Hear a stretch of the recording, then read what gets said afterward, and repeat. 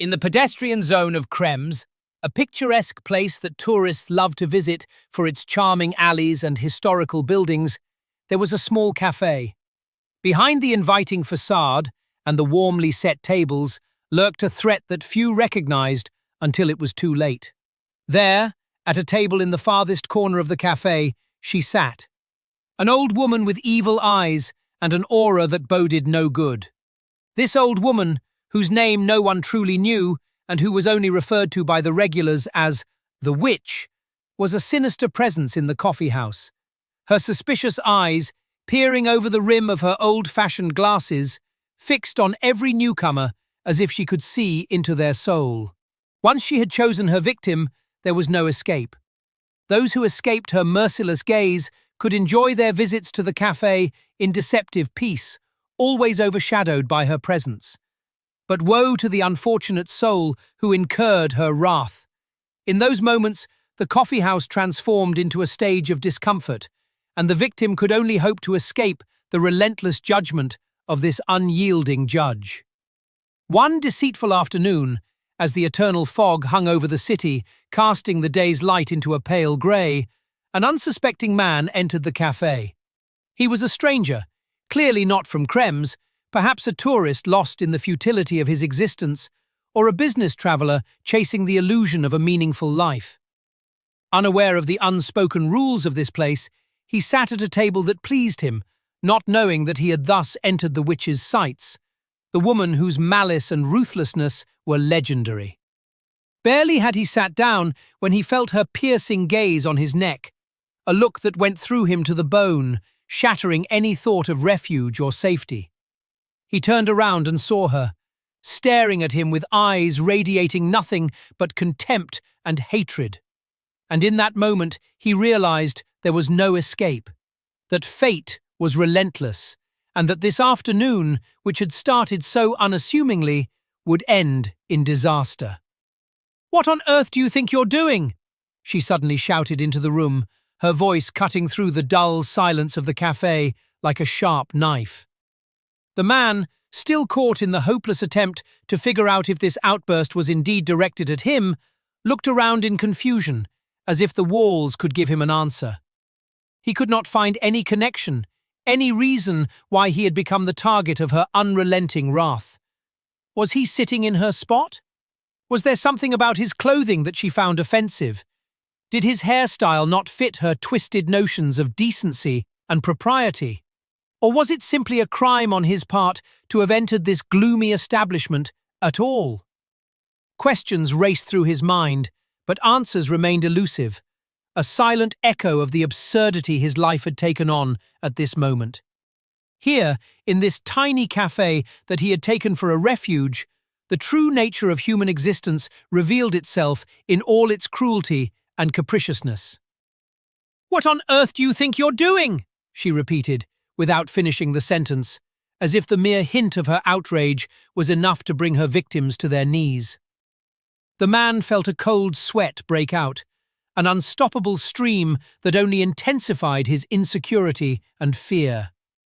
Every movement, every desperate attempt to justify himself seemed to give her more reason to pierce him with her penetrating, merciless eyes. The other guests, who had witnessed this absurd spectacle countless times, averted their gazes in a mix of embarrassment and relief that it was not them this time, pretending not to notice, as if the scene unfolding before their eyes was just another meaningless moment in the endless chain of human misery. Yet, in the silence of the cafe, the unspoken truth echoed. There was no refuge here, no mercy, only the cruel, relentless reality that took shape in the witch's eyes and filled the room with an almost palpable threat.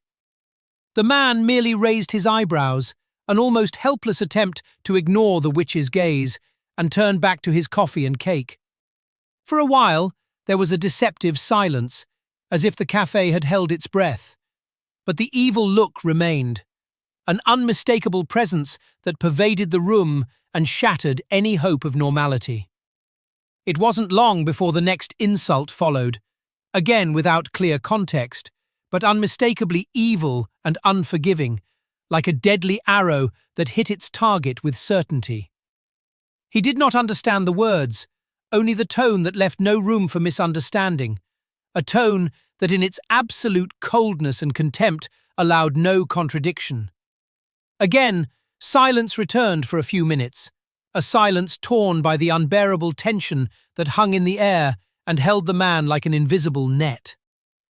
In this tiny cafe, which had become the stage for his humiliation, the cruel absurdity of human existence revealed itself in its purest form, and he could do nothing but endure it silently. The witch proceeded tactically, a master of subtle cruelty. Had she ranted continuously in an endless tirade, she would likely have been thrown out of the cafe, but in her calculating malice, she knew exactly how to get away with it. She had chosen her place wisely, the farthest, most secluded corner in the cafe, hidden in semi-darkness from where she hatched her insidious plans. Her view of potential victims was limited there, but that did not bother her in the least, for her malicious creativity knew no bounds, and she was not picky in her choice of targets.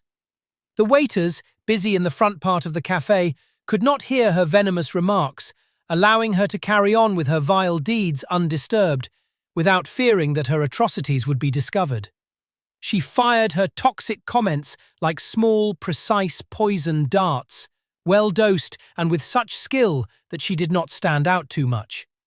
Each of her utterances was a carefully planned attack, another proof of the relentless absurdity of human existence, which found its expression in this dark, hopeless cafe.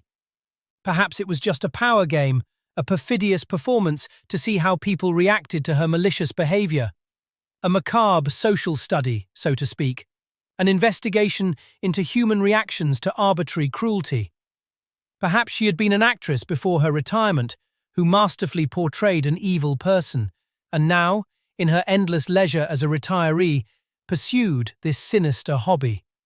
It was obvious that she had a lot of time, too much time perhaps, and that she tried to fill this void in her life with these sadistic games.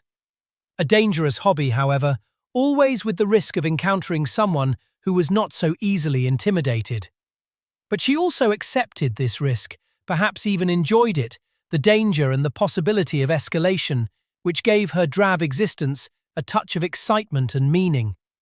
In this shabby cafe, she found her stage, and the other guests, unwilling extras in her cruel play, could do nothing but play their roles in this absurd theatre of human misery.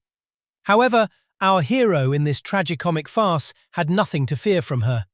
He remained calm, trapped in the absurd calm of resignation, ate his cake, drank his coffee, paid with mechanical movements, and left, while a few more well-aimed poison darts were shot after him.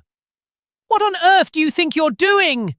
echoed in his head, a question that repeated itself like an endless echo. Yes, what indeed?